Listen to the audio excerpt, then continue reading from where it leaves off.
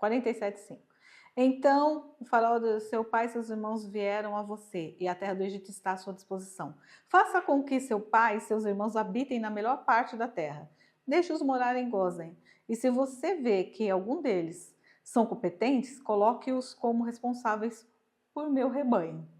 Então José levou seu pai Jacó ao faraó e apresentou a ele.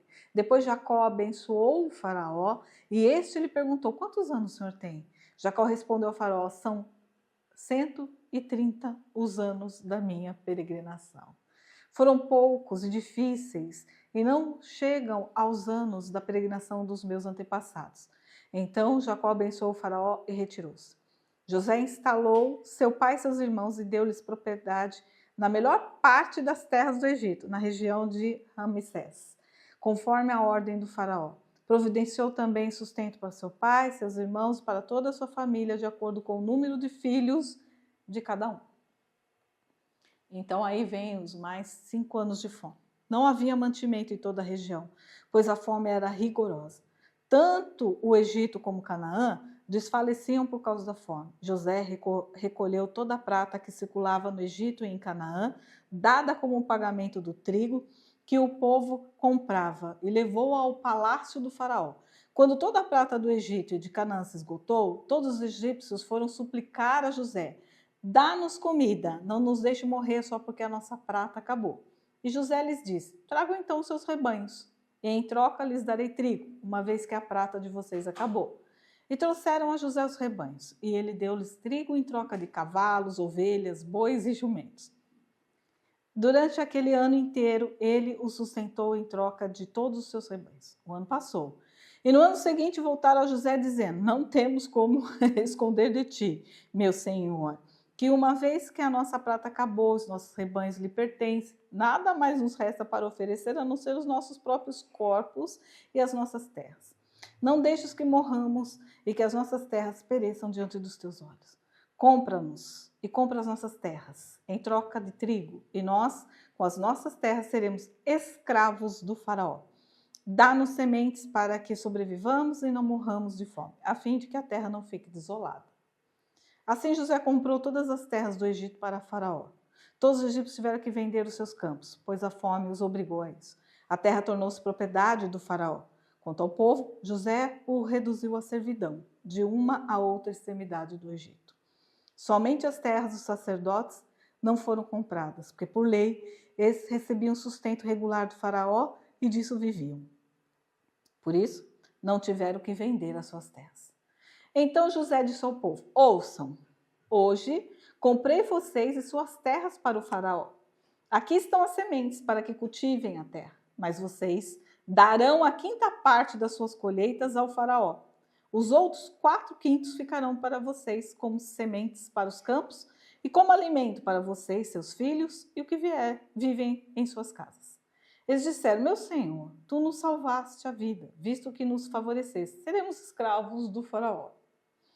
Assim, quanto à terra, José estabeleceu o seguinte decreto no Egito, que permanece até hoje: 1/5 da produção pertence ao faraó. Somente as terras dos sacerdotes não se tornaram propriedade do faraó. Olha o que José faz, né? Escravos egípcios, tá? Os egípcios viram escravos de faraó. Por quê? Porque já se tinha essa questão de expandir o Egito. E José enriqueceu a terra do Egito, né? Também para poder favorecer os hebreus.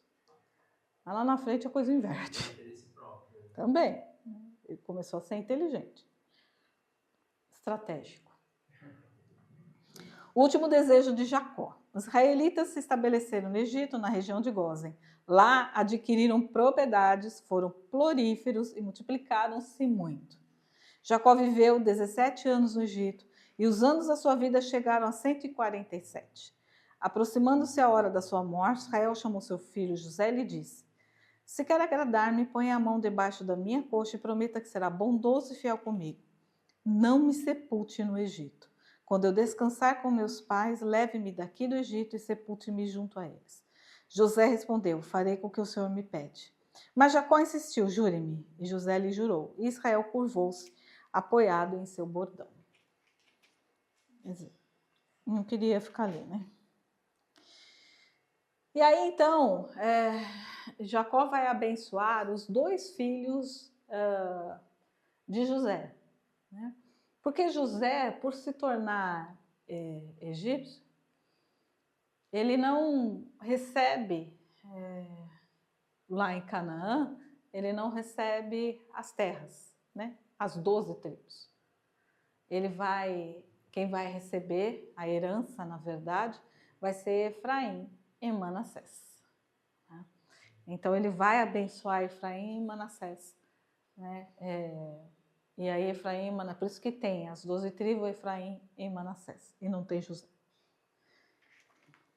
Algum tempo depois, disseram a José, seu pai está doente, e ele foi vê-lo, levando consigo seus 2 filhos, Manassés e Efraim. E anunciaram a Jacó, seu filho José veio vê-lo. Israel reuniu suas forças e assentou-se na cama. Então disse Jacó a José, o Deus Todo-Poderoso apareceu-me em luz na terra de Canaã e ali me abençoou, dizendo, eu o farei prolífero e multiplicarei, farei de você uma comunidade de povos e darei essa terra por propriedade perpétua aos seus descendentes. Agora, pois, os seus 2 filhos que lhe nasceram no Egito, antes da minha vinda para cá, serão reconhecidos como meus, Efraim e Manassés. Serão meus, como são meus Rúben e Simeão. Os filhos que lhe nascerem depois dele serão seus. Serão convocados sob o nome dos seus irmãos para receberem sua herança. Quando eu voltava de Padã, para minha tristeza, Raquel morreu em Canaã, quando ainda estávamos a caminho, a pouca distância de Efrata. Eu a sepultei ali, ao lado do caminho para Efrata, que é Belém. Quando Israel viu os filhos de José, perguntou, quem são esses? Respondeu José, seu pai, são os filhos que Deus me deu aqui. Então Israel disse, traga-os aqui para que eu os abençoe. Os olhos de Israel já estavam enfraquecidos por causa da idade avançada, e ele mal podia enxergar. Por isso José levou seus filhos para perto dele, e seu pai os beijou e os abraçou. E Israel disse a José, nunca pensei que veria a sua face novamente. E agora Deus me concede ver também os seus filhos. Em seguida, José os tirou do colo de Israel e curvou-se com o rosto em terra. E José tomou os dois, Efraim à sua direita, perto da mão esquerda de Israel, e Manassés à sua esquerda, perto da mão direita de Israel, e os aproximou dele. Israel, porém, estendeu a mão direita e a pôs sobre a cabeça de Efraim, embora este fosse o mais novo. E cruzando os braços, pôs a mão esquerda sobre a cabeça de Manassés, embora Manassés fosse o filho mais velho. E abençoou a José, dizendo que o Deus a quem serviram meus pais Abraão e Isaque, o Deus que tem sido o meu pastor em toda a minha vida até o dia de hoje, o anjo que me redimiu de todo o mal, abençoe esses meninos, sejam eles chamados pelo meu nome e pelos nomes de meus pais, Abraão e Isaque, e cresçam muito na terra. Quando José viu seu pai colocar a mão direita sobre a cabeça de Efraim, não gostou. Por isso pegou a mão do pai a fim de mudá-la da cabeça de Efraim para a de Manassés. Ele disse, não, meu pai, este aqui é o mais velho, põe a mão direita sobre a cabeça dele. Mas seu pai recusou-se e respondeu, eu sei, meu filho, eu sei. Ele também se tornará um povo, também será grande. Apesar disso, seu irmão mais novo será maior do que ele, e seus descendentes se tornarão muitos povos. Assim Jacó os abençoou naquele dia, dizendo, o povo de Israel usará os seus nomes para abençoar uns aos outros com esta expressão, que Deus faça a você como fez a Efraim e a Manassés. E colocou Efraim à frente de Manassés. A seguir, Israel disse a José, estou para morrer, mas Deus estará com vocês e os levará de volta à terra de seus antepassados. E a você, como alguém que está acima de seus irmãos, dou a região montanhosa que tomei dos amorreus com a minha espada e com o meu arco. Por isso que Manassés, né, tem uma região grande, assim, Efraim também tem a região grande, que hoje é a Jordânia, a Cisjordânia, o Líbano, toda aquela terra de Efraim e de Manassés.